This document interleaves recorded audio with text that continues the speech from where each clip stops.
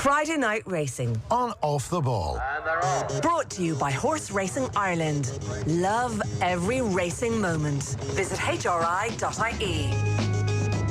And you're very welcome along. It is a very special Christmas special. Look, we're in Christmas jumpers.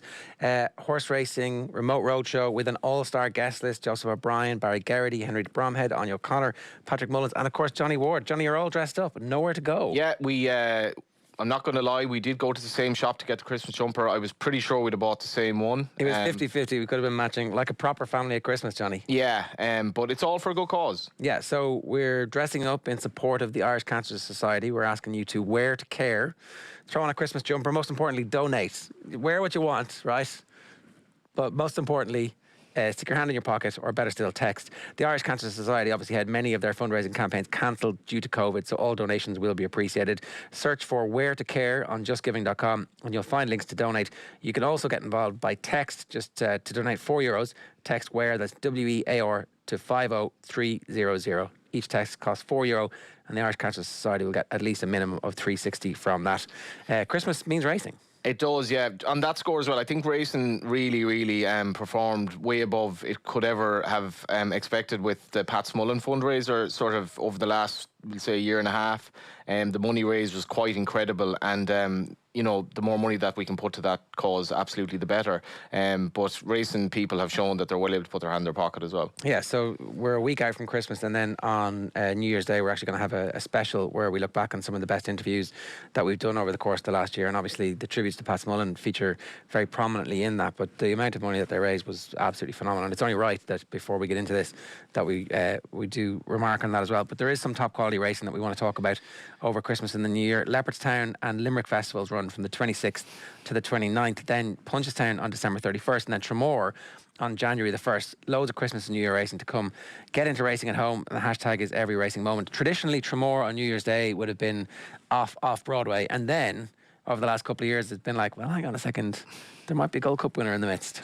Yeah, the fact, like Album Photo going for his prep there, Willie Mullins being a creature of habit, having done it the last 2 seasons, it's been brilliant for Tramore. Also the fact that Manella Indo, who we'll talk about, you know, he made his reappearance at Wexford. I think it's fantastic for these smaller provincial tracks. You know, if Album Photo went to Leopardstown, he's kind of another very good horse, whereas for Tramore, it's off the charts. It's obviously very disappointing for them that they can't get what would be their biggest crowds of the season, really, for that. But I think, you know, more than ever, I think the racing over the Christmas is just so badly yearned for this year, because people are going to be watching at home, and it's just going to be excitement from start to finish, really. And I think Champ coming to Leopardstown is something that really excites me. Well, we'll talk about that with Barry Geraghty a little bit later on. I was just doing some research on this and looking for prices around the various races that are on, and the anti-post section on Odds Checker, the vast majority of the racing is Irish. There's the Welsh National and the Grand National, but after Christmas there's 2 races, obviously at Kempton. There's a novices race and there's the King George, but everything else was Irish. Everything else was like these races, and that's, I think, a testament to the depth of, you know, you're looking down, and even passing sports fans will have knowledge, or at least have known the names of some of these horses who are massive prices at this stage. Absolutely, yeah. And like the novice chase at Limerick, which was memorably won by Faugheen at Sam Cross chief expense last year, they're only grade 1. That has become a massive race. But like anyone who's been to Leopardstown over the Christmas, obviously not this year, but it has a magic to it, and it's magic in terms of the people you meet and having your hot whiskey the first day you have out of, you know, the long Christmas day straight into St. Stephen's Day, meeting old friends, but just the quality of the racing. And there's been a lot of debate about like Cheltenham, you know, kind of dominating, almost domineering the whole scene, in that, you know, obviously the Altior not running at last weekend was heavily criticised, but you don't really get that in Ireland at Christmas. People want to run because this is a proper standalone festival at Leopardstown,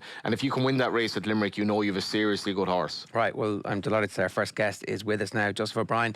Good afternoon to you, how are you getting on? Hi lads, how are you? Good. What's Christmas like in the O'Brien household? What was it like when you were kids? Because I presume there was always racing to be getting ready for.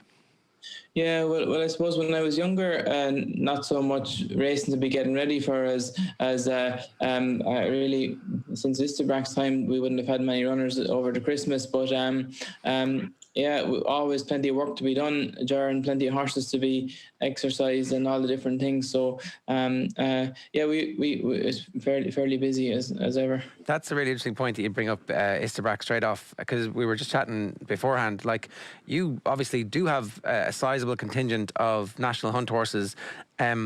Is there a strain of madness that keeps you busy all year, that you want to make sure that you are still a dual purpose trainer, or at some point can you see yourself going, I'm going to have a lie-in Stephen's Day and I'm not going to get in the car and I'm not going to be transporting horses to Limerick and horses to Dublin as well? Yeah, probably more than a strain, I'd say, would be fair to say.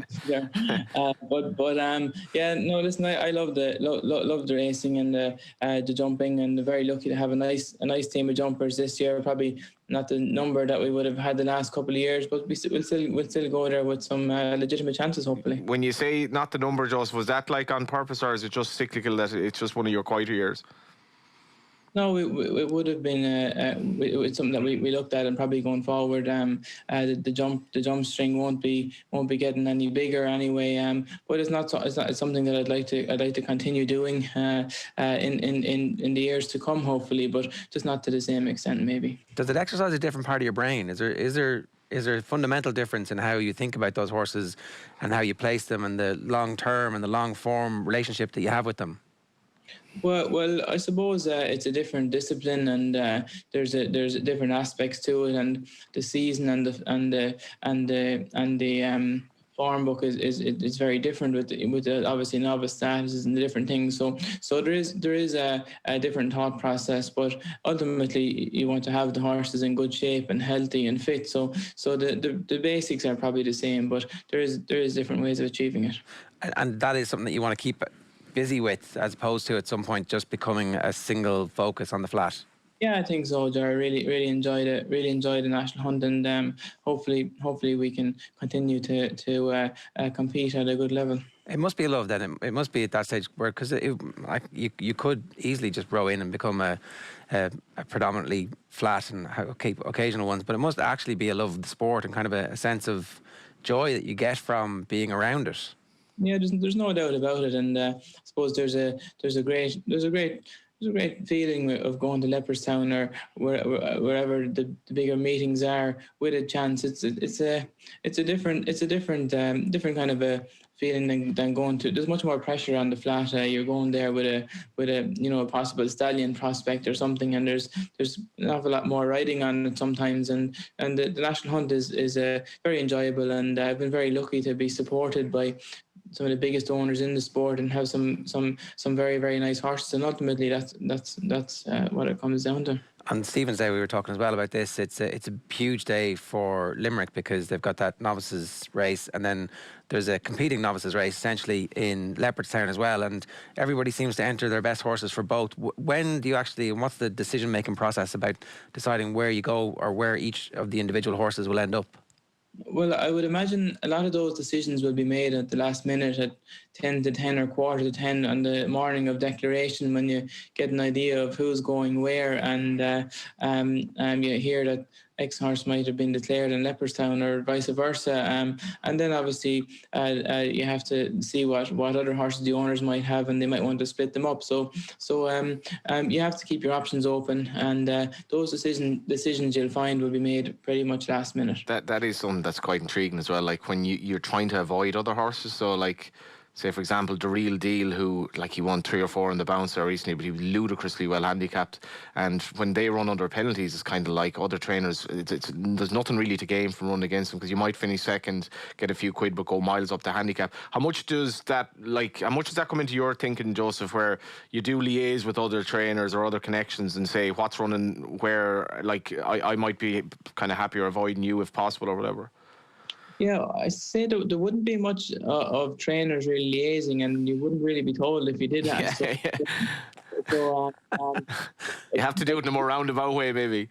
Well, you might get an idea if some of the top jockeys was going to Limerick or something. You might get an idea that what they might be likely to ride or something, So that's kind of how you get a rough idea. But yeah, and then obviously you go where you think your horse has the best chance. So it's kind of educated guessing, and ultimately, you want to go where you think your horse has the best chance, and that's what you're trying to achieve. How important is race planning for a trainer?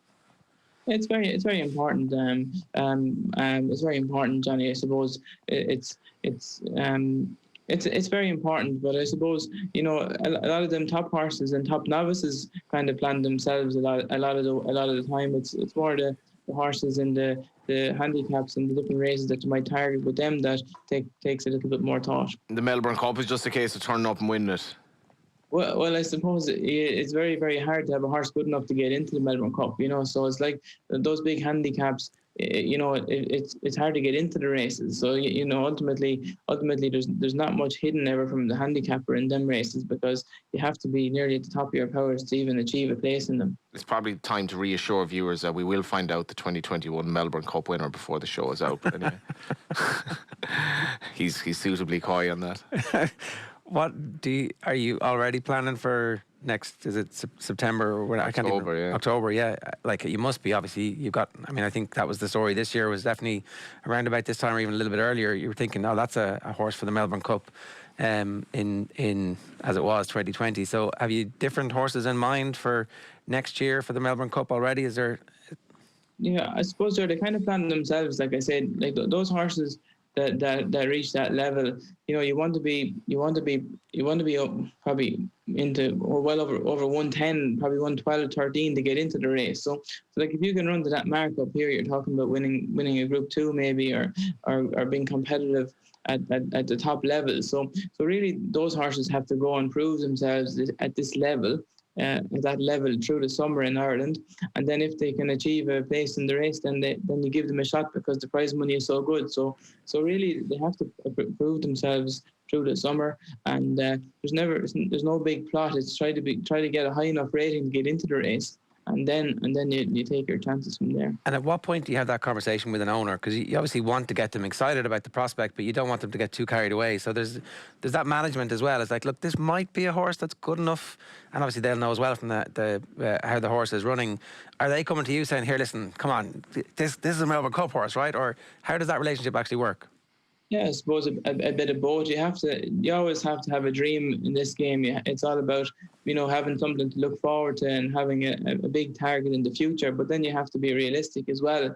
But I suppose as well as that, there's a big cost involved in getting a horse to Australia and going through the quarantine and the staff to go with them, and like the round trip is relatively expensive. So you can't just go down and take a chance for the sake of it, So the horse has to prove themselves through the summer to be capable of being worthy of getting a good shot of prize money in the race.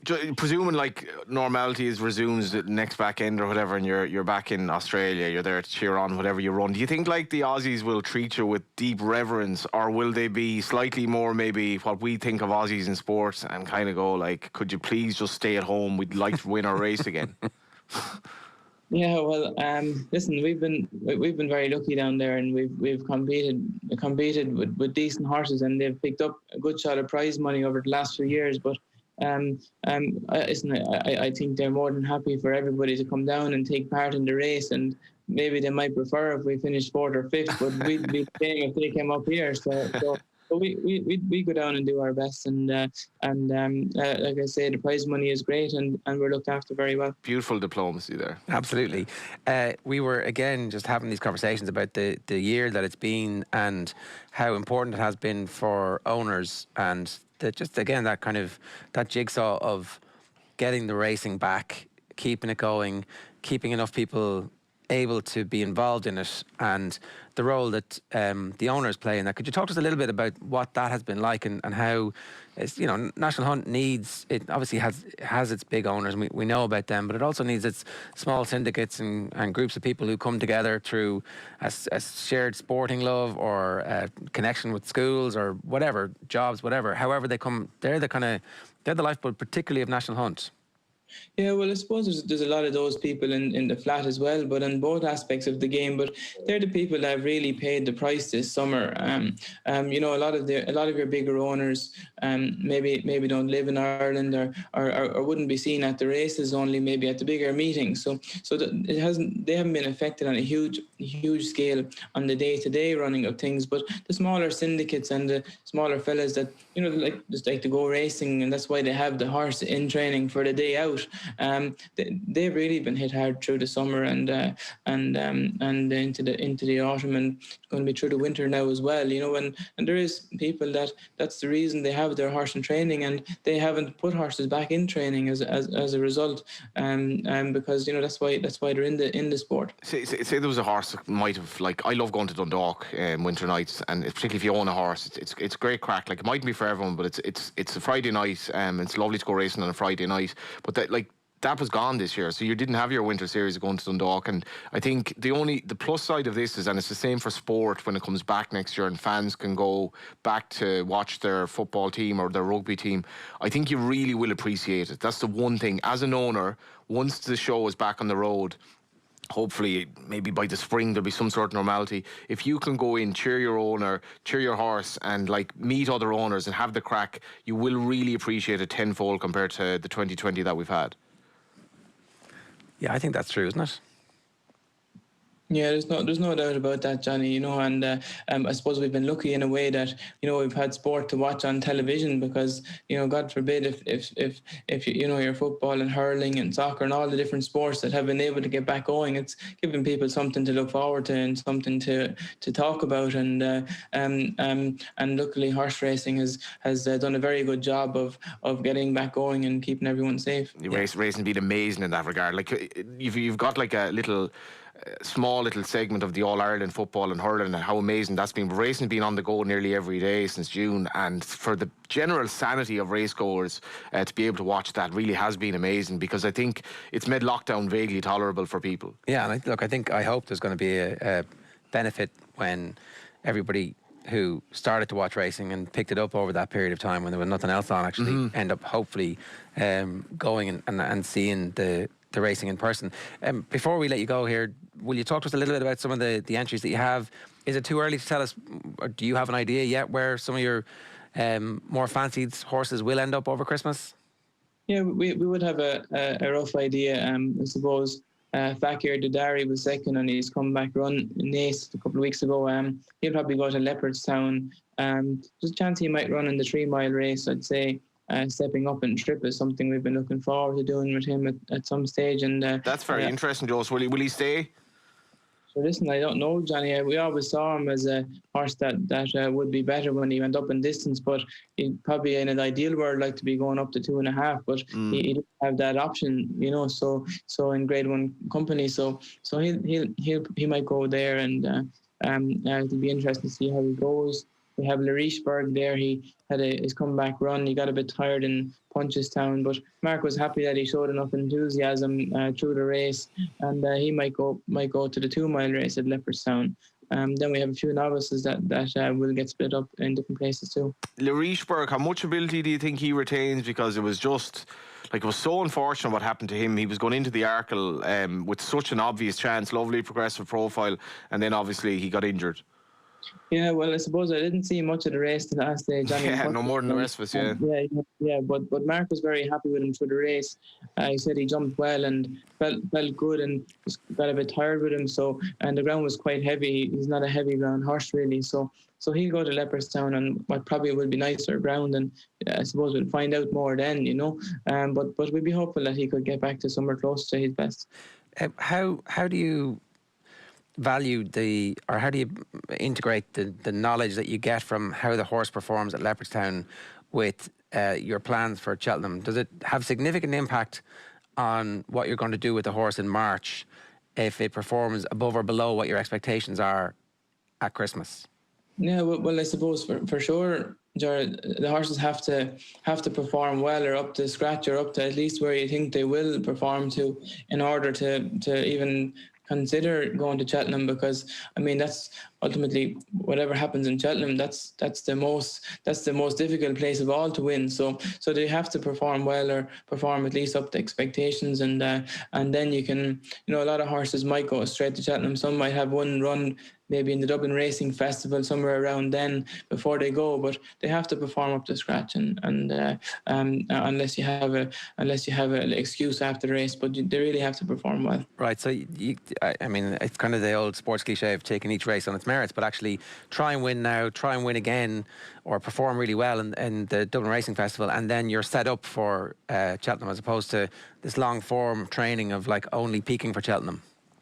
Yeah, well, I suppose, like I said earlier on as well, with the handicaps and that, it's so hard to get into those races nowadays. Like the spread of from the top weight to the bottom weight of horses getting 2 stone off of the top weight, those days are kind of gone, and it might only be 7 or 10 pounds the whole spread of the handicap. So it's very hard to get into those races, let alone try and have a few pounds up your sleeve. So that's really what people are trying to achieve, is to get the horse rated high enough to get into the race. And then when you can do that, then you can aim at target Cheltenham then from there, I think what's fascinating as well, that horse he's talking about stepping up and trip, that opens up so many options if you're thinking Gold Cup potentially. Like, and I know it's a long way away, Joseph, but like if a horse stays and reveals himself to be even better over 3 miles, you have to get a bit excited, because obviously he's plenty of toe. Yeah, and the race looks very good. So even if he ran respectable in it, if he could run respectable in that race, there would be, you have the Ryanair there as well, Johnny. So absolutely, yeah. It opens up a lot of options to him. It opens up a lot of options to him if he can perform well in a race like that. And the obvious question is, anything for Dundalk on Friday night? I have a few runners in Dundalk on Friday. I'll see what I have a nice 2-year-old having his first run by Warfront. He's been given a wide draw, but we're hoping he could run well. Yes, we'll look out for him. Very good. And do the horses get any special treatment on Christmas morning? Do they know it's Christmas? Is there like a no running today? Or is it what's that like? Yeah, well, they won't obviously exercise, but unless Santi comes and drops them off something, there won't be anything too special anyway. And how's Johnny Murphy keeping? You're keeping him sweet anyway. Yeah, going good. The lads the Rugby and Racing Syndicate had a great year and plenty of winners, and looking forward to next year now. Well, listen, you had a great year yourself. Thanks a million for joining us. Cheers. Happy Christmas. Happy Christmas, Joseph. There is one of the horses that he acquired. I think it was the horse that he ended up winning 3 races, G-Rex, I think. Johnny Murphy famously acquired him hungover, getting a breakfast roll at some various place, and he kind of met the connections of the horse and ended up buying him, and worked out great. Yeah, 3 winners for the Rugby and Racing Syndicate. It's been a good year for some of the syndicates that we've had on. So, like we were joking about the Melbourne Cup there, but to put some context on winning 2 Melbourne Cups, this guy's pretty good. Well, absolutely bonkers. Like when Dermot Well did it, it was totally unheard of, and I'd say a lot of Aussies, without being arrogant, would have just said there's absolutely no chance of a Northern Hemisphere horse coming here and winning this race, because just the logistics of it are, like, I suppose in rugby parlance, like rugby, Ireland going down to the Southern Hemisphere and beating like the Kiwis or beating the Aussies or beating South Africa on their turf is really, really difficult. And it's not unlike that in some respects, but it's all the quarantine and the fact that the race is ludicrously competitive as it is. But Irish trainers have just like an insanely good record in recent years. Tony Martin has gone down there, nearly won it. Willie Mullins is very close on winning it. Obviously Aidan has had, luck in the race as well, and Dermot Weld in the past, or Aidan has had runners who've run well in the race. But for Joseph to do it, and I think when Rekindling won it as a 3-year-old, it was kind of like, he was almost like rewriting the rule book here, because it was just, you can now run a 3-year-old who's unexposed in the race and he might have something in hand. But Twilight Payment, you'll never get a more likeable horse than him on the flat, and it was an outstanding achievement. But like, Joseph will become one of the best known Irish people in Australia very quickly, the way he's going, because that race literally does stop a nation. It's not like, I don't know if we even have a comparable race in Ireland. That it's, if you have to see it to believe it over there. And Joseph has won it twice as a nipper, so it's insane, really. And you begin to think about where that career can go and where it's going to take him, and whatever records his dad has set. they're there to be broken. Well, what you were asking him there, and I think that is quite telling, he's probably reflective of the fact that he can't necessarily burn the candle both ends to be the best flat trainer that he can be. And to be the best flat trainer that he can be, he wants to be winning the Derby and he wants to be winning classics. Yeah. He hasn't won that many of them yet, and that's only a matter of time. Only as a jockey. Only as a jockey, yeah. So he probably, and I imagine that's not unrelated because he got a flavour for riding St. Nicholas Abbey in the Breeders' Cup, and those big days are really the races that you want to win. And it's a cliche, but they're the days that set you apart, because he trains winners every day of the week. But maybe he's thinking, I just need because to delegate the responsibility, he needs a really good team, but to have the amount of jumpers that he's had is extremely difficult, and that's why nobody really tries it. Well, that's the point that I was making. You're not doing that at that stage with the success that he's already had. He's not doing it for money anymore. That has to be because you actually really enjoy the culture and you enjoy being a representative of that. Yeah, and he would have remembered those days where his dad was associated with Isabrak, and he's a fairly long and successful relationship with JP McManus, who loves Cheltenham winners and all that. So he would have derived great enjoyment out of that. The likes of Ed Wolf, Laurichburg is a very good horse as well. Tower Bridge, winning big races. So Fakir it's special as well. Yeah, Fakir Darius is going to be very, very interesting. Presuming him stepping up in trip was, I have to say, was news to me now. It's a question mark, but these are the exciting races, because that's a completely different test for. It's almost like a hurler going to play football, because 2 miles and 3 miles, completely different, totally different kettle of fish, and it'll be interesting. He was maybe comprehensively enough beaten by Notebook, but it wasn't a bad run, and if he thinks he obviously thinks there's a good chance he will stay, because he wouldn't be running him in it otherwise. So is that the chase on the 27th? Paddy's Rewards Club chase. Yeah, I believe so. Yeah, so he's against Chacun Poursuis, Notebook. I think he's not going to run in that race. Sorry, right, that's not that race. I think he's going to run Laurichburg in that race. So if I heard correctly, I imagine he might be running in the Savills chase, which is interesting because that's what he was talking about, stepping up in trip. Okay, that would be the obvious race.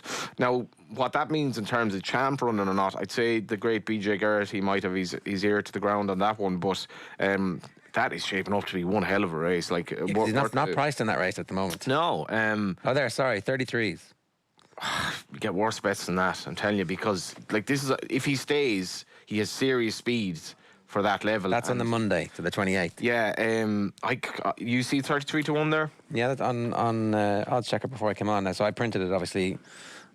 Maybe the news will have broken in the meantime. Nothing better than these, when you have these previews and some lad gives you a piece of, and you see the Cheltenham preview nights where, Eddie O'Leary might say famously last year, he gave him a Milan native for the handicap, as did Gordon Elliott, and you can just frantically see people right onto their phone looking at odds and basically ignoring the person beside them, even if he or she is asking you, do you want me to go to the bar? Shut up for a minute, I want to see what this is. 25 to 1, bang bang bang, and then you've a lovely story later when it all works out, and sometimes it does. Yeah, well, hopefully that's a good bit of information for you there. So but it's also interesting to see the evolution of a horse, and it happens where the decision seems to have been made relatively recently that actually this is the next stage of this horse's career. And I can imagine, I can see how if you're a chess grandmaster, that aspect of racing is something that your brain looks at and goes, I really like this, I really enjoy that aspect of it. It's absolutely remarkable that you said chess grandmaster, because he's a horse that Joseph trained for the Rugby and Racing Syndicate. Right, okay. Yeah, there you go.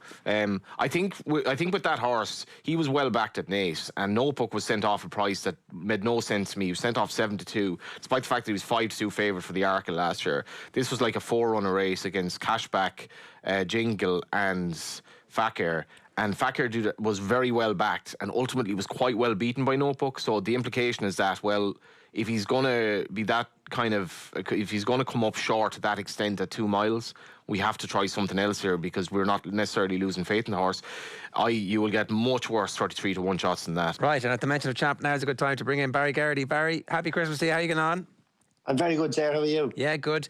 Johnny's like a kid on Christmas morning, dying to ask you about champ and what the prospects of another famous champ victory is. Yeah, and the fact that he might be taking on Fakir Udares if he goes to Leopardstown, the same colours. A fascinating horse, just in the whole Gold Cup picture, Barry. No, he definitely is. And there's every chance he'd come over. But I suppose we'll just have to wait and see. But it's an ultra competitive race.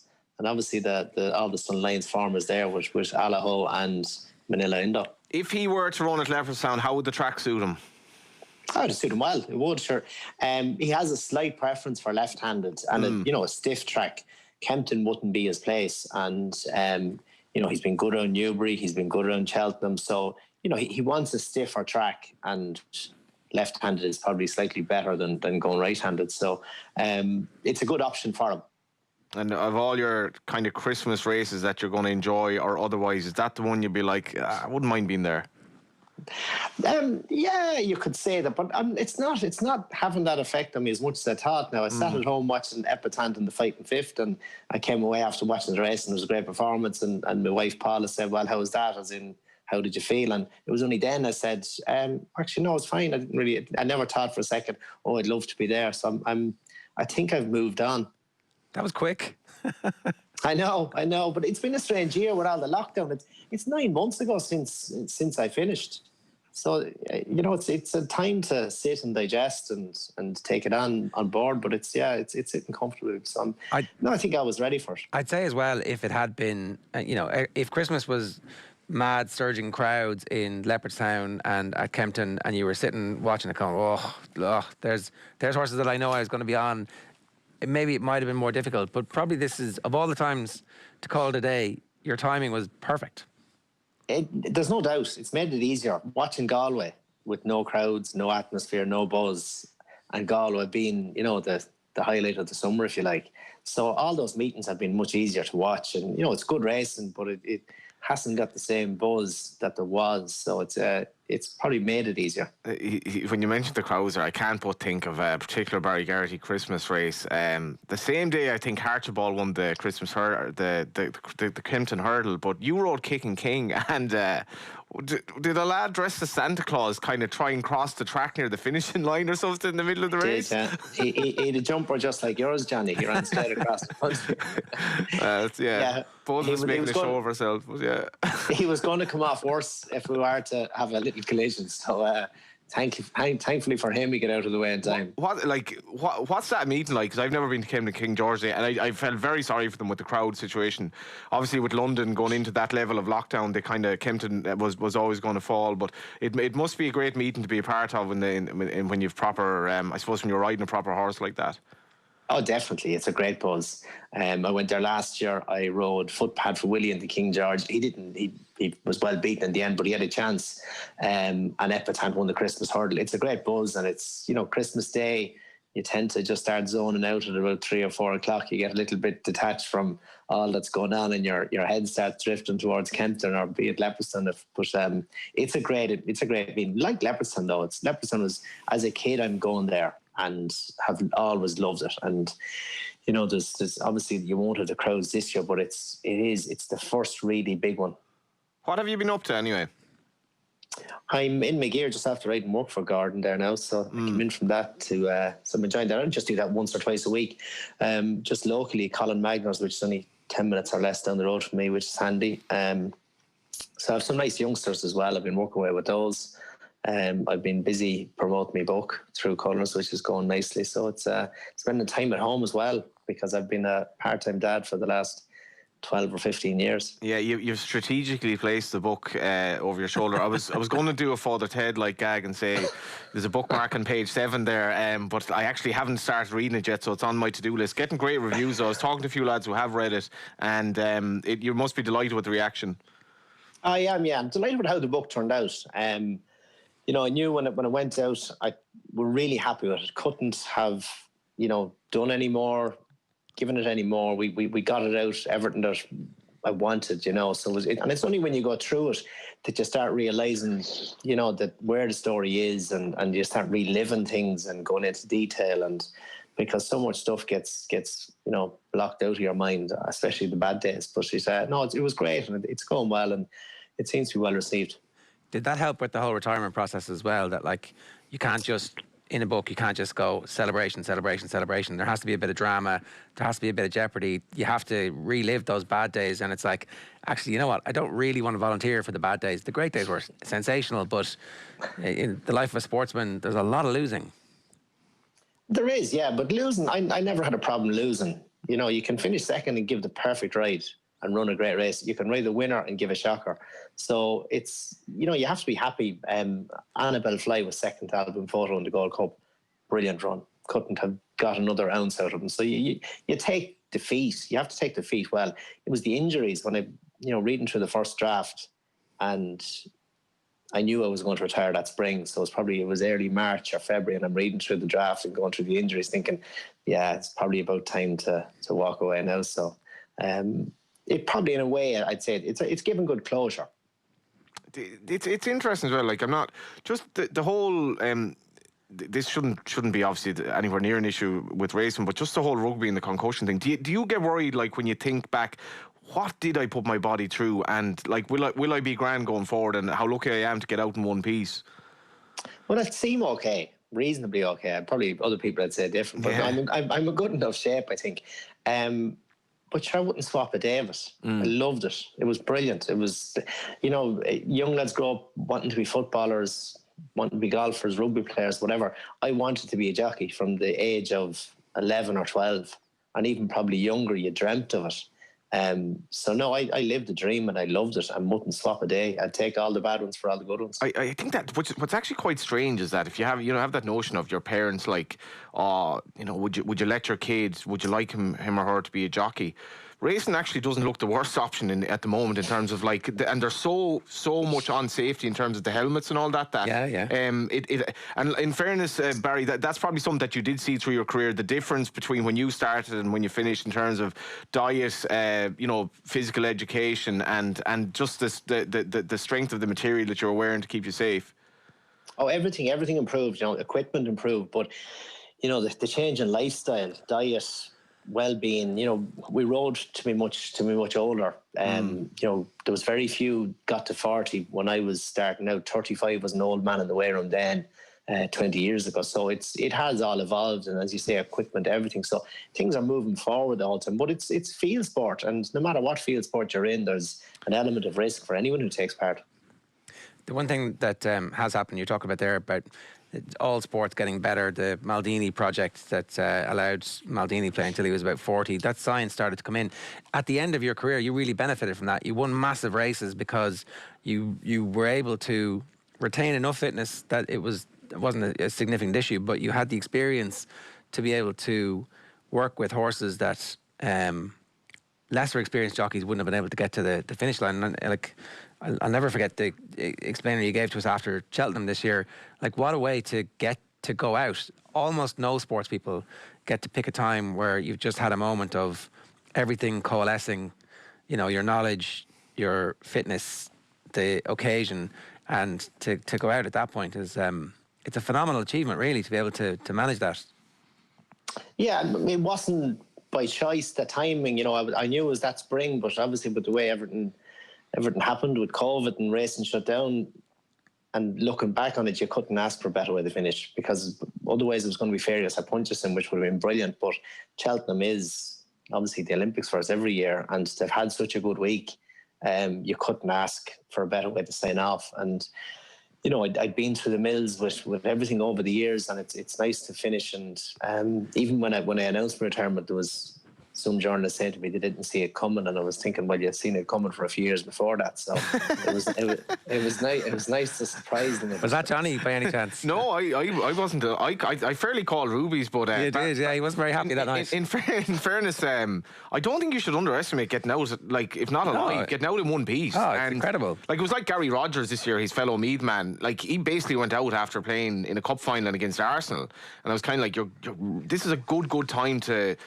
As opposed to, you don't want, Barry, I presume, where you know yourself you're just not the jockey you were, and you've kind of overstayed your welcome to a degree. Well, but that wasn't. I never felt that way. I felt my riding was always, good enough that I didn't feel I was doing anything wrong, if you like.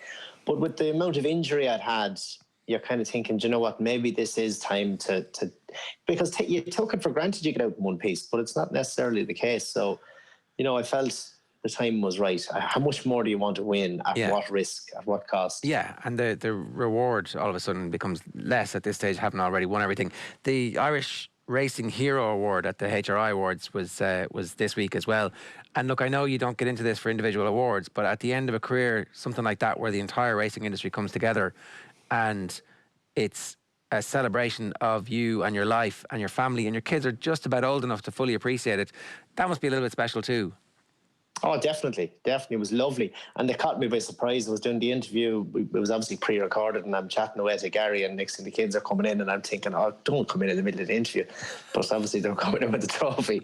And it was brilliant. It was brilliant to have the kids involved. And it was a brilliant show, because to see Tony Mullins, Eugene O'Sullivan and Maxine O'Sullivan, and the emotion and what it meant and everything, I thought for the times we're in, HRI did a brilliant job putting that together.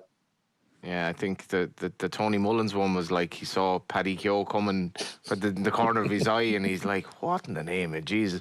I'm trying to do an interview here, Paddy. I was like, it's actually part of the self. I suppose when you've been at those awards down the years, it is actually quite special to win something like that. It is, and it's something I probably wouldn't have given any thought to, and that's why they caught me on the hop, because I wasn't expecting anything. I was doing an interview about the book as far as I knew. But yeah, no, it was lovely, a really nice award, and it's a nice way, because it's probably I'm on the lap of honour, so I'm collecting a few awards now that I won't be collecting anymore. So it is nice, and as I said, it was lovely to have the kids involved, which was brilliant, and it was a good surprise and good fun. Speaking of having the kids involved, Christmas Day at 3:00 this year, you won't be allowed to tune out. Yeah, and be like, very no. candid there, to be fair. Yeah, it's like, no, sorry, you're gonna have to sit through Chitty Chitty Bang Bang or whatever it is with the box of Rolos. Yeah, but I look forward to it. I really do, because racing has been brilliant, but there's a big change in pace and lifestyle, and I'm enjoying that, because I'm 41. There's no point kidding yourself. You can be Benjamin Button and try and go on forever, but there comes a time when it's good to step away and enjoy the slower pace. Are you still poring over races and form, and like just as a matter of kind of habit, checking stuff? No, not as much. I'm keeping an eye on everything. I'm working with At the Race, and we're doing a Off the Fence is the program we're doing online, and it's going really well. So I'm obviously keeping an eye on everything for that. But I'm riding a bit of Work for Garden as well, which is always something that interests me. Riding a nice horse, and I sat in a few nice horses this morning. I've been sitting on some all through the second or the early winter, if you like, which is good. That interests me. So I love being involved, but I'm enjoying the pace it's at. We'll see how he compares to Keith Donoghue with Cheltenham kind of tips, because Keith is top notch. But I suppose one of my last questions for you maybe is, do you reflect on the fact that you were part of an incredible golden generation, when you think McCoy, Carberry, yourself, Russell, Walsh, that five for a start? This was it was more or less when I got into racing, actually, and maybe I took it for granted a bit as well. But do you reflect now when you think, holy, that was a hell of a bunch of jockeys? It was, but I think all generations have that. Like, you have John Frankham, Tommy Carberry, John Joe O'Neill, Tommy Carmody, great riders. So you have it, but there was, I suppose, the level of success maybe in Cheltenham, myself, Ruby, AP, Davies had as well. So you could say that, but you kind of, it becomes the norm of what you're working in. So you don't think anything different. It's only in time when, when see who else rides as many winners as others did in Cheltenham. So it's the show moves on, and there's some great riders as well. So it's I think there's lots of good quality. But we were a good bunch, and we always got on great and had good fun and enjoyed it. So it was always a good laugh. I can almost feel them giving out to me about mentioning Cheltenham, because this is, after all, like Irish Racing Over Christmas show. Barry, your Christmas nap. Christmas nap. The one I'm looking forward to seeing is St. Roy. I think he'll put the record straight. He obviously ran a cracker in the Morgiana, pulled hard. You'd like to think if he relaxes, I think he's a really good horse, and I'd like to think he can put the record straight. Well, listen, good stuff, Barry. Happy Christmas. Enjoy doing the dishes on Christmas Day for the first time ever. I'm not sure they'll get me doing dishes. Oh, look, everybody has to pitch in. Good stuff. Happy Christmas, and enjoy the race. And it's Barry Geraghty there. Thanks, Barry. A legend of the game, and now obviously happily retired, it turns out, and taken well to it. There was none of that kind of I need the competition. It was like, yeah, I'm enjoying this. Yeah, not everyone will be like that. You know, I think the fact that he's able to ride work at Gordon's, it's a bit of a tease in respect, because you are riding serious horse, but you're only riding them work. But it does keep him kind of involved, and it is actually very important. It's like, you know, Brian Clough was a great man manager, but that team needed a lot of training as well, and the training at home is seriously important. And the valuable input that the likes of he and Keith Donoghue will give Gordon Elliott could be that extra 1% in winning and not winning at Cheltenham, in that this horse needs holding on to. I don't think this horse is coming right yet, so on and so forth. And like, having Geraghty as part of Gordon's team is, you know, it's a cheat code in some ways. Yeah, it is. is. It's real. Wow, this is extra information that you're getting. When you think in an average morning, presuming they're all fit, which isn't always the case, you might have Davy Russell, might even have Brian Cooper, Jack Kennedy, Keith Donoghue, Barry Geraghty riding work.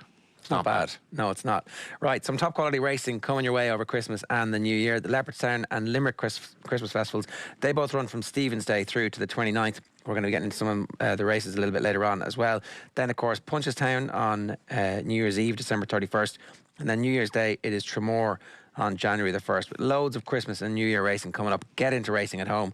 And the hashtag is every racing moment. Right, and the guests just keep coming here on our Christmas racing special with HRI. Obviously, we stream this live every Friday afternoon at 3 o'clock on all of our social channels, and then again on News Talk that Friday evening. I'm delighted to say, back on the show very quickly with us is Henry de Bromhead. Henry, last time we were chatting to you, you were I would say very hopeful / a little bit anxious about Honeysuckle, who then went out and put on a great performance. So every time you come on here, it's I'd like to think we're a lucky charm for you. Absolutely, yeah, definitely. We'll keep thinking that way for the moment, anyhow. Yeah, we're delighted with her. She won. She got it done.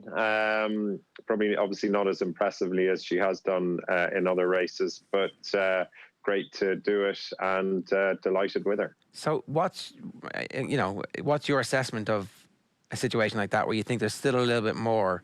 Is that the sign of a great horse in like in team sports, when a team can win but isn't playing to its full capacity? Is it the same in horse racing, or would you be concerned that the performance wasn't at the level you were hoping it was to be at? I'm maybe screwing up the subtleties of this question a little bit, but do you know what I mean? Yeah, I do. Yeah, absolutely. Sometimes you have to win ugly, and she showed a real will to win, which is great.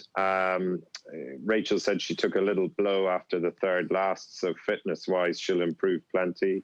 And probably a little bit ring rusty. Last year she had a run in a lesser conditions race early November. We went without that this year, and she probably got me a little bit out of trouble as well, in fairness to her. You know, her class. Yeah, I think she's a fascinating story, because when he was on the show, he did mention the fact that what I thought was really interesting, Henry, was the fact that her mentality has completely changed. She was like a girl who went to secondary school and didn't know anyone, and she was basically the coolest kid in school after 6 months, and she knew it.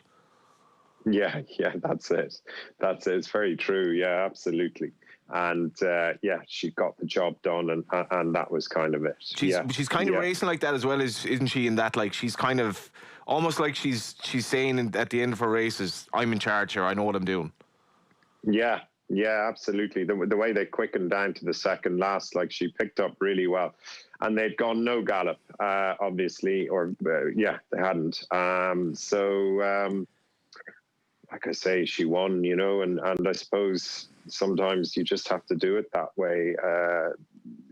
And she got it done. If there's one thing you could say about her, she's avoided some very good horses so far because of, you know, just the way the race have panned out, but that won't be the case at Christmas. She won't run at Christmas, but in February, in the Irish Champion Hurdle, I mean, I don't know. Benny de Dieu is a pretty good mare. So, you know, anything she's come up against, she's beaten. And, I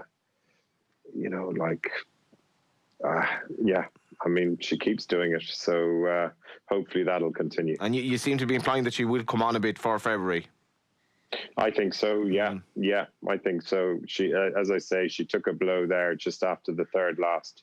So fitness-wise, she will. Yeah, you know, she just obviously is taking a little bit more than she was as she's getting older. We were talking a little bit earlier on about the chess that you guys have to play to plot the course to create the opportunities for victory and the conditions for victory, that's like simultaneously you're making sure the horse's fitness is at the right level for that. Around this time of year, when the depth in all these races is so spectacular, it must get even harder to pick the races that you need to go for, and then also harder to turn down the opportunities given the pots are so big. Yeah, it would. Yeah, certainly at this time of year, you know, you're always looking towards the spring. There's such, obviously there's Cheltenham, Aintree, Punchestown, Fairyhouse, all those great festivals in the spring. So you're trying not to overdo it for your first run, but then with her record as well, you're trying to keep that intact. So it is, it's just trying to get the balance right. And like I say, she probably got me out of trouble a little bit, in fairness to her, the other day. And in terms of the rest of what you have at the moment, do you know yet exactly what horses will run at over the course of what's going to happen at Leopardstown and also at Limerick? Yeah, we the entries start closing tomorrow, so I'd have a fair idea. You know, various things, ground and what horses go where, you'll fine tune near the time. So you'll do the bulk of your entries tomorrow and Monday. I think tomorrow is for the first 2 days, so that's the 26th, 27th at both meetings, and then Monday is the second 2 days. So we'll do the entries. You probably would double up on various races, and then obviously near the time you can fine tune it. So I've probably gone through 50% of them now, and we'll finish it off this afternoon, basically, as to where they'll all be going, and entered anyhow. Just what Brian was telling us, like essentially the last 10 minutes when you get a whisper of which horse is declared for which race, that you can suddenly start seeing some of the changes be happening as everybody tries to give their horse the best chance of winning. Very much so, yeah, absolutely. And it's hard it's hard to decide. You know, looking at entries, everything's entered all over the place. And it's amazing on a declaration morning how things suddenly between 9:30 and 10, how they can unfold so much. So yeah, you have to be watching it the whole time. Well, I suppose, on that then, like you obviously have you've two very good staying chasers in Monley and Manila Indo, and to have that option of potentially having a runner in both the big kind of staying races, obviously including the King George. What is your update on those? So Monolly, we're planning to go to Campton for the King George. So that's his aim at the moment. And then Manila Indo will go to the Savills Chase. At the moment. A Plutard is in that as well. I think it's highly likely or probable we'll step him up to 3 miles and try him, although he won the 2 mile last year. Just said we'd like to see him over 3. Our hands are tied a little bit because he seems far better on a left-handed track, so options are limited with him. So he'll probably go for the Savills Chase, and I'd imagine Balco de Flo will go for that as well. So yeah, we should have 3 in that, and hopefully Monolly at Campton if everything stays right. We're getting all the updates today because that race now, like Joseph, before you were on, Henry, was talking about running Fakir Dudaris in that race as well. And the more you look at it, I mean, presuming Champ comes over, who obviously beat you in the RSA Chase, but I would argue that form could well be reversed. Presenting Percy, he ain't that bad either. Delta Work is only 4th favourite in the betting. Then you've Kemboy, the Storyteller, Alaho, Battle Over Doyen, who, whether he runs or not, but what a race that's shaping up to be. Absolutely, yeah, savage, yeah. And you have the favourites. Yeah, which is great, yeah. But I mean, Alaho we only just finished in front of him with Champ flashing past us. So, I mean, just the strength and depth is just ridiculous. Yeah. Is he a better horse this year? Like, I know, I think just the race kind of went against him a bit in the RSA chase, but just his 2 performances this year, I thought at Wexford he was extraordinary, because he was taking on a race fit Cheltenham winner, who really like locked horns with him up top, pestered him for the lead, and he absolutely laughed at him. And then in Navan, maybe briefly turning in, you're like, what's he going to find here against, another good horse? And he ends up winning by like a street. Yeah, no, he's been really good. Yeah, like, I suppose he only went to the RSA on the back of 2 runs, so that's why we were conscious to be a bit busier with him this year up till Christmas. Look, he's stepping out of novice company. None of us know, like, where the novices are against the more established lads. So we'll see. He's still rated, what is he? I think he's 165. He's still rated below a lot of the horses that are behind him in the betting, which would be obviously normal for a novice. But so, yeah, like, this is a big step. This is his first real test out of novice company. Do you automatically have an instinct in your head or an expectation on the basis of the novice career how well they're going to do, and also how well they're doing at home? So, I mean, I'm not asking you to tell us where you think the ceiling for the horse is, but in your head, when you have a horse like this who is so spectacularly successful at this stage, you must allow yourself to dream a little bit, or is it very functional? It's like, okay, hit some benchmarks along the way, and then I will permit myself to dream. Yeah, I don't know about dreaming. You're probably talking to the wrong fellow about dreaming. I kind of just try and get them to do the job, and until I see it, I probably don't believe it, to be honest. So when you get into 160, 170 horses, I'm not sure if anyone really knows where they all are then. Obviously, there's can be a real standout now and again, but I don't think anyone really knows. As in, they're all so good they can beat each other on any day. Is that the exactly? Yeah, exactly. I don't even. Like that. I think the handicapper is never too far wrong, in fairness, on ratings and even up around this level. I think it can change, as you say, race by race conditions. They're all high class horses, and better ground might suit one better on the day, the way the races run, whatever. That there's so many variables that could suit a certain horse on the day. And with all due respect to the King George, there's way more depth to the race at Leopardstown, and I don't mind saying that, because you look at some of the horses that are 4th and 5th in the betting, they wouldn't be mapped at Leopardstown to my mind, which brings me to Monaghan, because you'd have to think he'd have an each way chance. I see he's like 8 or 9 to 1 here, and if he runs his race, he's going to be in the first 3, I would have thought. Yeah, I'd hope so. Yeah, absolutely.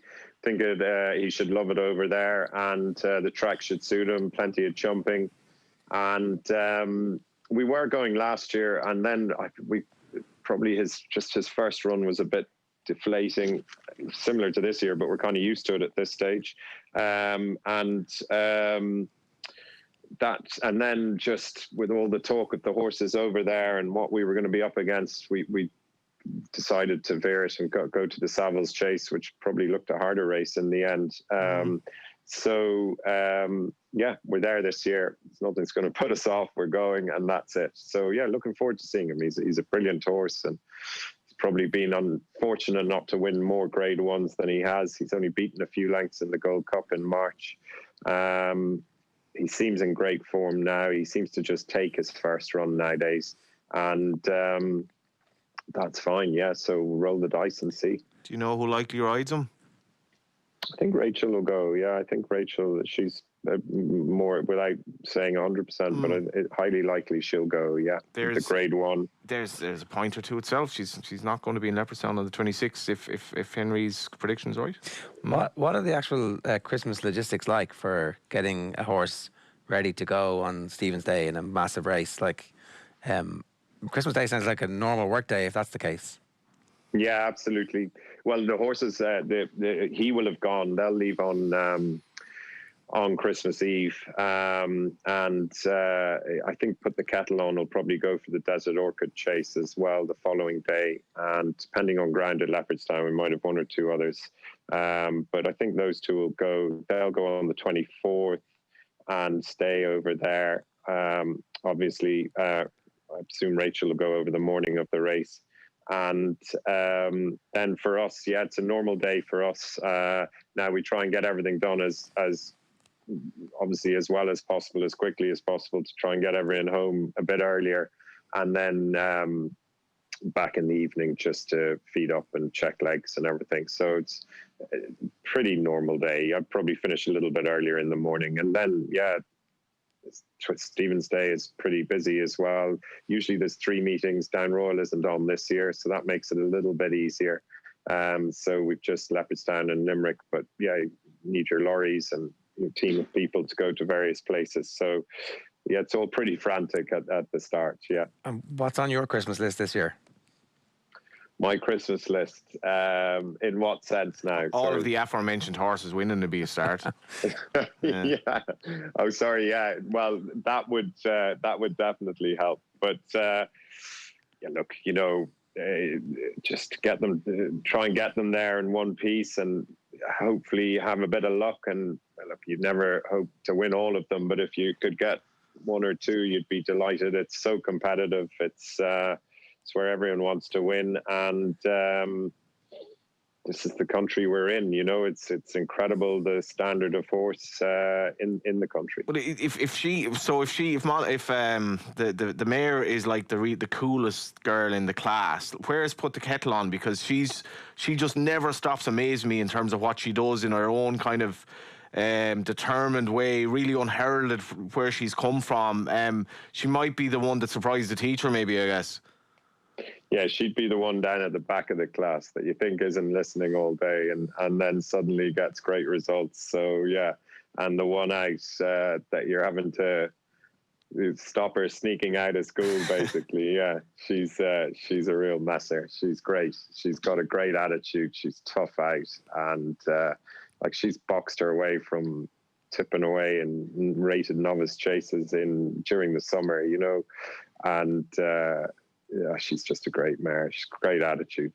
She just generally try to kill you whenever you go into the stable with her. But Andrea, who looks after her, has a great rapport with her. So, but she's a great mare. Yeah, it is special as well. You mentioned Andrea there. Where's Andrea from? And that relationship that they have with those horses it's maybe it's not something we see on TV, and I know they probably do it a bit more in Britain, where they interview the guy or the girl who looks after the horse, but that bond is so important to the horse's performance as well.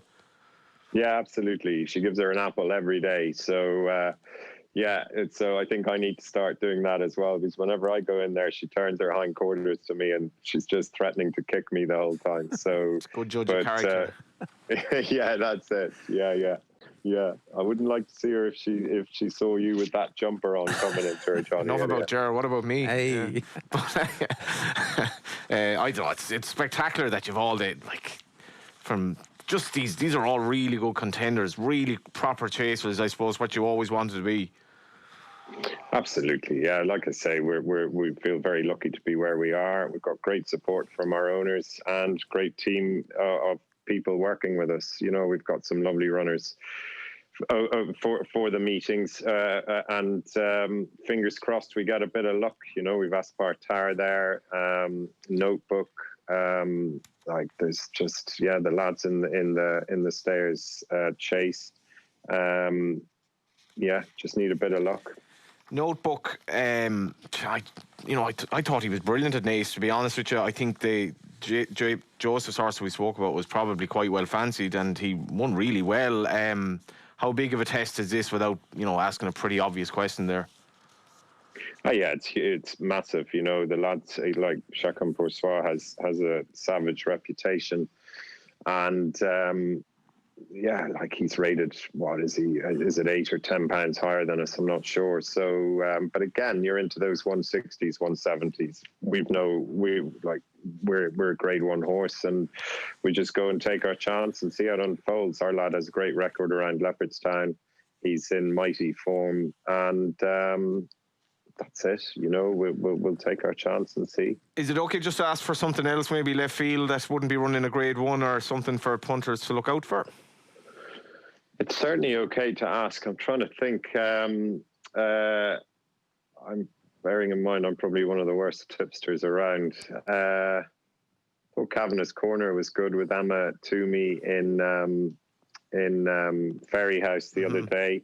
He'll be in a veterans chase in Limerick.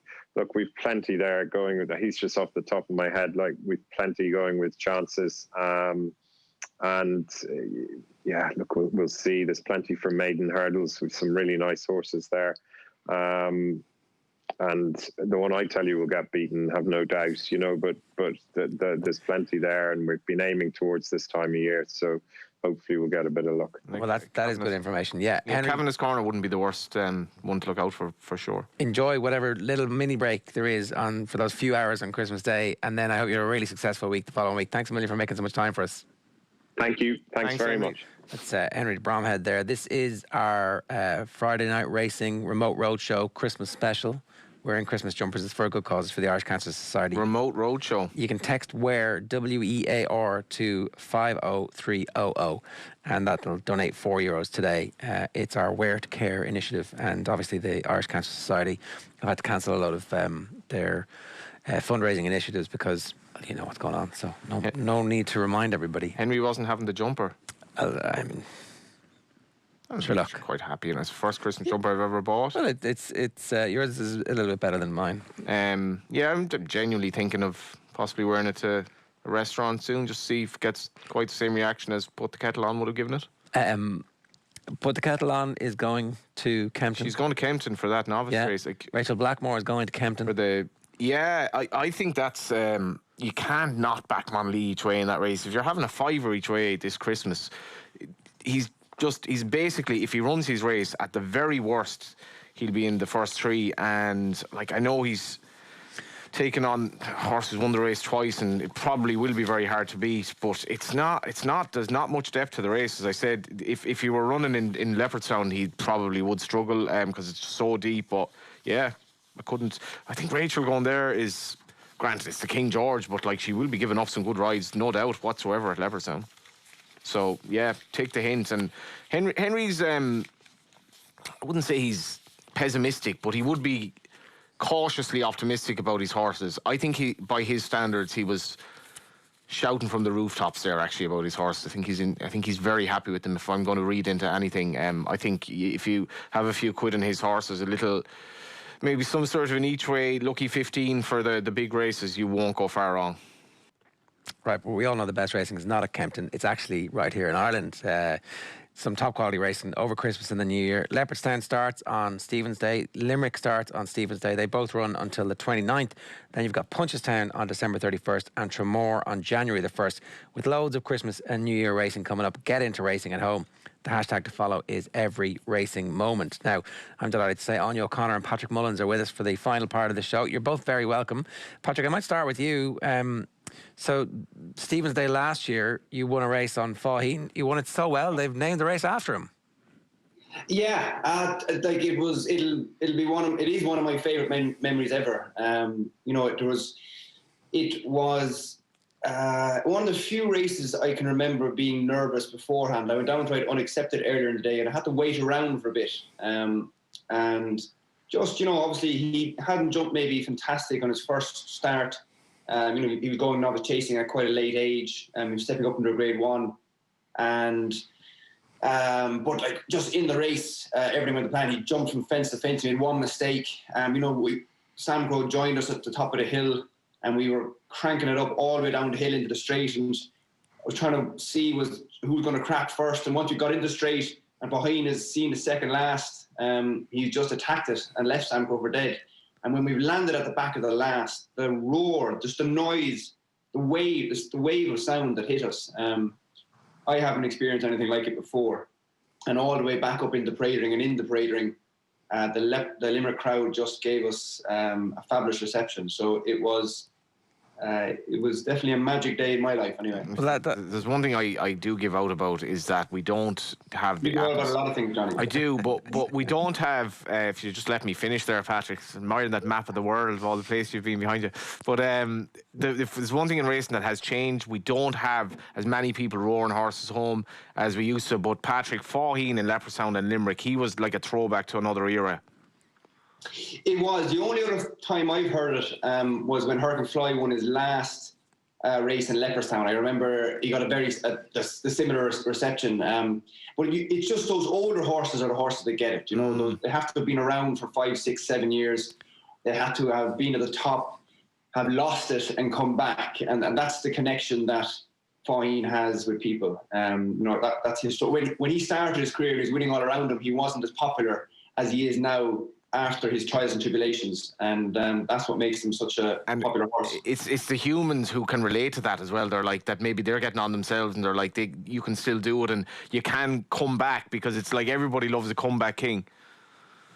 Definitely. I mean, and that's where, you know, it's harder to do that in the flat, or it's harder to do that with horses that have a shorter career. But in national hunts, you know, those horses that are around for years and years, you get that connection, and that storyline, it only arrives maybe once a decade, but we've been very lucky with Hurricane Fly and with Faugheen. Do you know where you're going over the Christmas period yet? Do you know what you're riding and when? Well, seeing as that depends on Willie, no.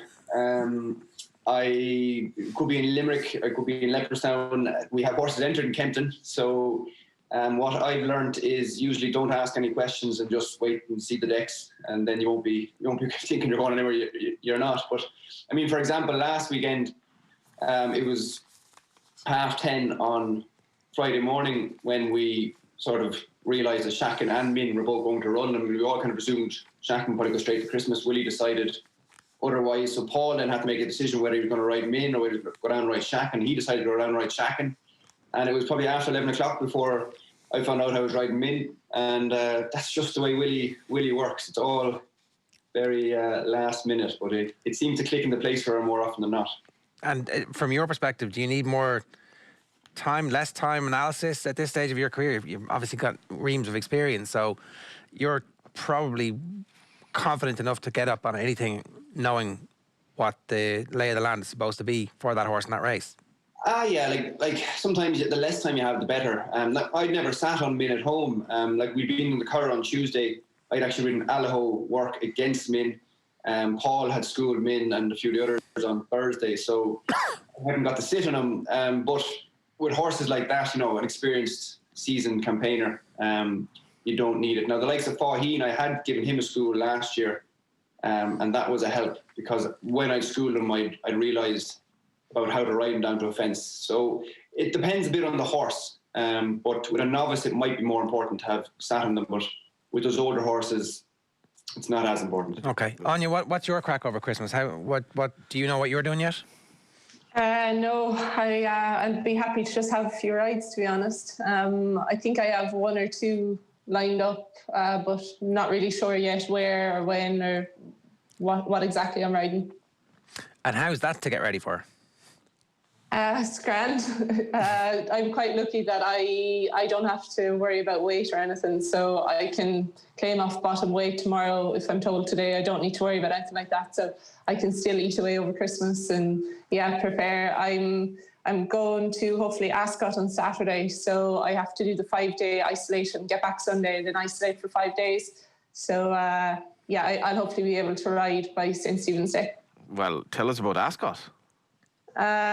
I think I ride one for Harry Fry. Yeah. Come on, tell us a bit more than that. I ride one in a chase for Harry Fry. Your JP McManus must love you. Is it a JP McManus horse? Yeah, a horse called Drumcliff. I don't want to be taken off and not even declared on him yet. So I'm like, we're going up to Down Royal tomorrow for the 100 chase where Anya rides stand up and fight for JP, and I ride Billaway. So that'll be a pre-Christmas match. Stand up. The series race in itself. It's in the Fox Hunter. So it'll be. I think we were probably a little unlucky the last day, but Anya might disagree. Yeah. I don't think you are. Well, Patrick's record in Grade 1 chases is pretty good, it has to be said. Probably a little bit lucky the race went ahead maybe the last day, but Patrick's a lucky man. But Anya, your strike rate's unbelievable. So are you hopeful that it might continue on Saturday? I hope so. I don't really know. I hope so. It's a horse I've ridden a few times before. I've ridden him 3 times and won on him twice. So I'm looking forward to getting my leg across him again. Do you know roughly what you might be riding or where you might be then at Christmas? Because even Kavanagh's Corner was mentioned there, obviously providing his rider with her first winner, and we had her on recently, Emma, and so forth. But where might you be, do you think? I honestly don't know, Johnny. I'm hoping to be in Limerick maybe for the Hunter's Chase, and then I'm just hoping I can pick up a few spares. I won on a horse for Shark in the bumper last week in Tremor, and he's going to go for a winner's bumper, hopefully. So hoping I'll keep my leg across him as well. Did you get married, by the way? Because the last time we had John, you and Slippers were planning like this big Ashford Castle kind of Hello Magazine type operation, which I presume didn't happen. No, still only the one ring on the finger. No. It was down to coronavirus. We couldn't. Well, that's a relief anyway. At least it was down to something that was out of their control. Well, I mean, it's a dangerous territory there, asking questions you don't know the answer to. Patick Mullins. That would have been fairly awkward now if I said no. You should have just made it up, just to scunner him for a change. Patick Mullins will be, I presume, invited or on the afters list, or? I certainly hope so. No, he'll be invited. Depends on how tomorrow goes. Put him at one of them, Put him at one of them tricky tables, like put him beside Frank Berry or something like that, where they have to mix and match them at the tables and so forth. No, I think a table full of single women now, he'll be happy. Frank or no, definitely not Frank at this stage. You're on about Patrick, I think. Patrick.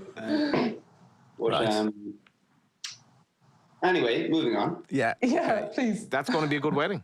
Good man, Johnny. Yeah. And what about the racing at Christmas? Well, Patrick, are you going to be like look at the list in this 14 novice chase? You must want to go there. It's a cracking race, and you know it always has been. Even when it was a Grade 2, we used to have horse going down there like Sir de Champs. Album Photo fell at the last in it one year. It deserved it probably deserved to step up to Grade 1. To be fair, it's had Grade 1 horses winning it all the time. The most obvious candidate from our place is Asterion Forlonge. You know, he was very slick on his debut in Punchestown. Obviously, he jumped dramatically to his right in Cheltenham at the Festival over hurdles. Now, he'd won in Leopardstown before that in Grade 1 and had jumped a little bit right, but not as dramatic as it was in Cheltenham. I think probably in Cheltenham, down the back straight, you're continuously turning. It's nearly like a half circle, the back straight. You're always turning a little left, and that probably exaggerated it.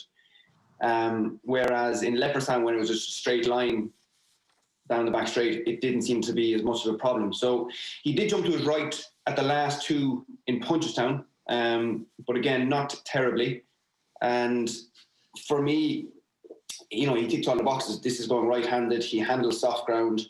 He jumps well, 2.5 miles, no problem. He's going to be a very exciting horse, and this would look tailor-made for him, to be honest. Do you know, I know Blackbow has entered as well. Do you know what his plan is? I thought he was, if it's one, I think this is the only time I've ever criticised your dad, was that he didn't go over fences with him a lot earlier because he was getting on a bit in life. What is he, going on 8 now? I thought he was absolutely spectacular at Navan. He really was, and he won in English point to point. He's a beautiful horse. He's one of the most good-looking horses in our yard. He trots like a proper dressage horse. He completely has such an extended trot.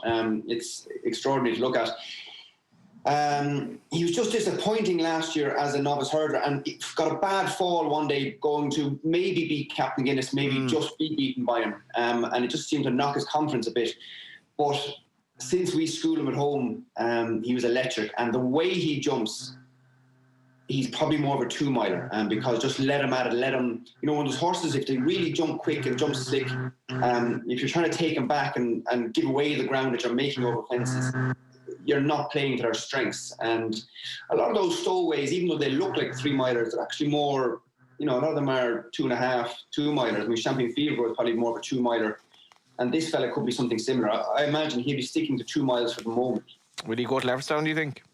I would imagine that'd be the most likely place for him. I think he's better on better ground, and Leopardstown, like Limerick is always the heaviest ground of the winter, and Leopardstown is always the best ground of the winter. So he won a Grade 2 bumper in Leopardstown. So I imagine we go back to where he won.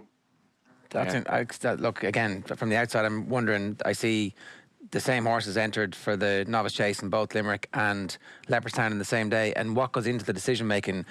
Joseph O'Brien was on with us a little bit earlier on. One of the things is obviously who declares where, and that kind of, there's a, you know, people trying to avoid or people trying to attack on the basis of that. But obviously the ground bit of information and how that changes up until, I suppose, the last minute, that's when these decisions finally get made.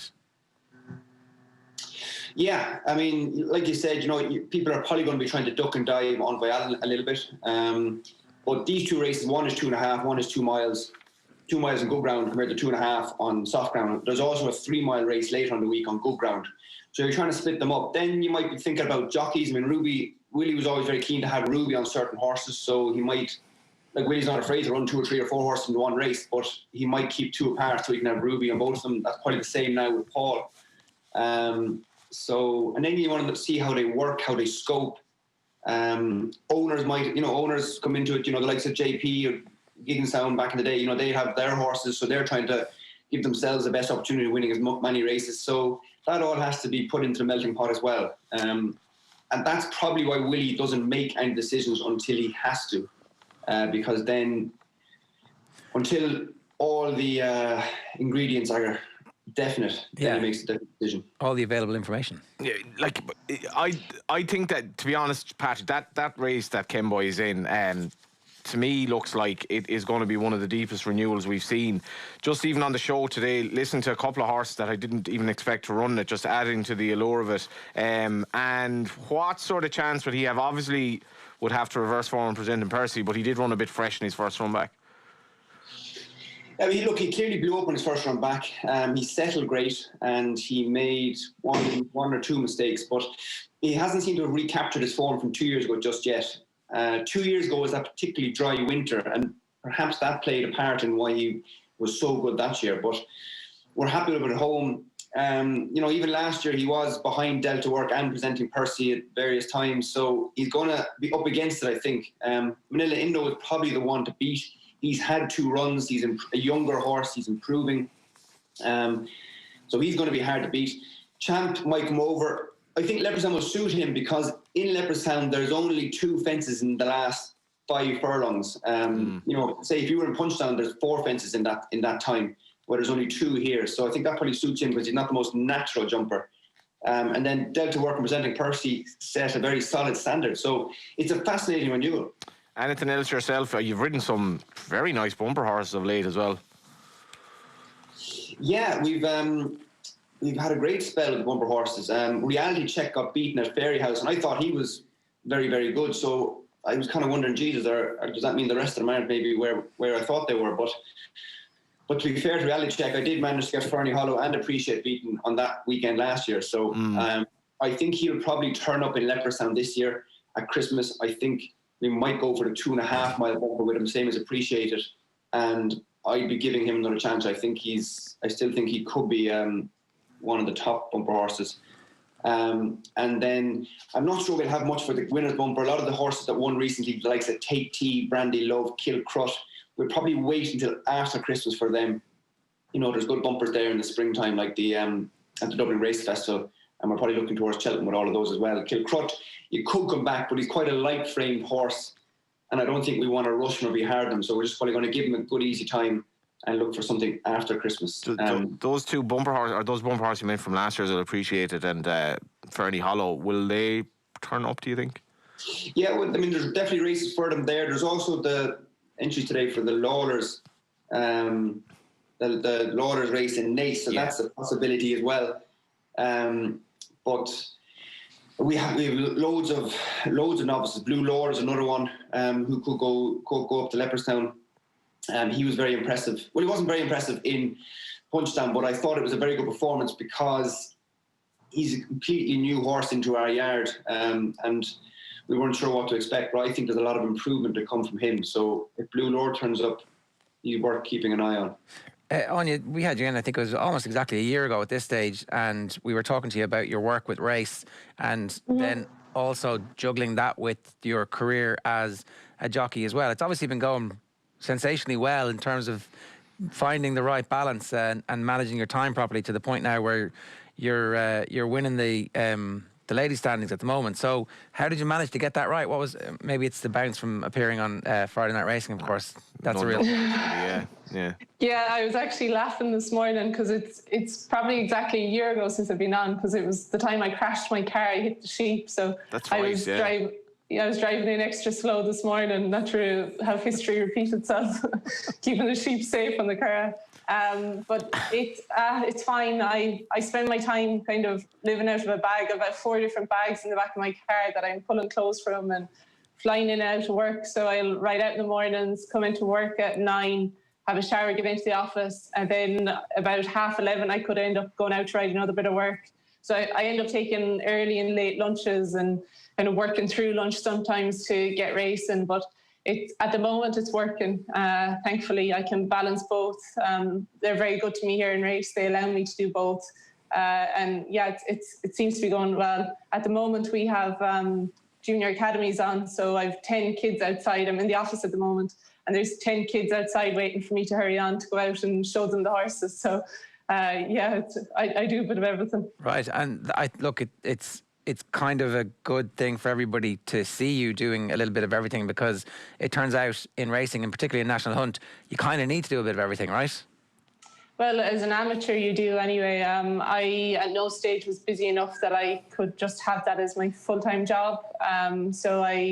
It was fine. Riding out in the yard was great, and I love that. And I really do love being around the horses all the time. But this opportunity presented itself, and it was there. It was handy. It was working out. It's across the road from Paddy Roach's, where I ride out 6 days a week, 5 days a week. Paddy's moving his snowman, distracting me. I'm quite lucky. They both balance each other well. Before we get to the real hero of the show, namely Patrick's snowman, are you flaunting yourself for more rides at Christmas, Anya? There's that snowman. Yeah, are you available for more? 100%. Yeah, I'm happy to. Yeah, definitely. As I said, even I have quite a few left in my 21 professional rides. So even if there's some lightweights and hurdles or handicaps, I'm happy to take them. Right, well, the news is out. There you go. Folks, the news is out. we wish you both a very happy Christmas. Patrick, it sounds like you might be in Limerick. Am I reading between the lines there? I'd love to be. I mean, I'd love to ride a steering, but I know Paul is very sweet on Energy. He thinks could be a far superior chaser than he was a hurdler. And ever since he schooled him the very first morning, he said this horse could be 2 mile, and we wouldn't have thought he was a 2 miler at all. But like I was saying, the way he jumps, Paul was thinking he could be very good. So I'm hoping maybe Paul chooses to ride an Energy, and I might get to go down on Asterion. But I suppose Asterion is the proven grade 1 horse, so perhaps Paul will end up down in Limerick. I mean, Ruby went down to Limerick there one year with Get a Bird. So that's right. I'll happily go wherever Paul doesn't want to go. Can we give can you get some sort of a snowman ventriloquism type thing going on and ask the snowman for his Christmas nap there? No, he's a mute snowman, I'm afraid. Can you impart what he might say as his Christmas nap via yourself? Christmas, like I said, I think Sharjah is someone said he was 10 to 1 for the Christmas hurdle today. He's won it the last 2 years. It's going to be dry ground. It's going to be a strong gallop. I think he's a huge price. I'd be very disappointed if Reality Check gets beaten again. I thought he just blew up the last day. He stopped the race a furlong down and going to win, and he just blew up and got tired, which sometimes happens with the horses that work very well at home. They aren't as fit, and when they get to the track, because they're not working as hard, say, as a horse that maybe has less ability. I know Champagne Field got beaten first time out, and like I said, the 2 horses last year did as well. So I wouldn't give up on him just yet. Look at Anya's face. She's absolutely petrified she's going to be asked about Drumcliff again. So what do you make of Drumcliff on Saturday? Oh, you found out the name. Well done. Your Christmas nap, which starts on Saturday. Christmas nap. Oh, geez. You'd be stupid to try and avoid Envoy Allen. Stop. That'd be 5s on. Yeah. Yeah, great. You still win Best of luck on Saturday, obviously. Thanks. Listen, happy Christmas to you both, and thanks a million for being part of the show today. Cheers. Thanks guys. very much. Really appreciate that. Right, that is it. We've had a wild ride. Plenty of information coming your way. I think that was very informative. Actually, I think we got lots of horses there, and an insight into the madness of trying to know where you're going at Christmas. But some last minute, you got to go. For certain, some of the horses we'll mention will win, and some of them will win at good odds. I think there because we got some very good insight, and I think they're all buzzing to get going as well. Yeah. All right. So our guests today: Joseph O'Brien, Barry Geraghty, Henry de Bromhead, Aine O'Connor, Patick Mullins, and the Snowman, and Johnny Ward. In a Christmas jumper. Stay tuned to OTB for all your racing coverage right across the Christmas racing period. Results, tips, news and interviews on the radio and on the OTB Sports app.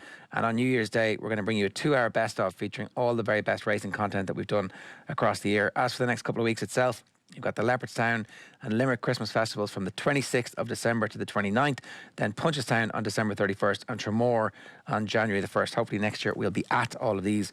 With all that Christmas and New Year racing coming up, get into racing at home. The hashtag is every racing moment. We'll see you again real soon. Enjoy the racing and happy Christmas, everybody. Thanks for being with us every Friday. Cheers. Friday Night Racing. On Off the Ball. And they're off. Brought to you by Horse Racing Ireland. Love every racing moment. Visit hri.ie.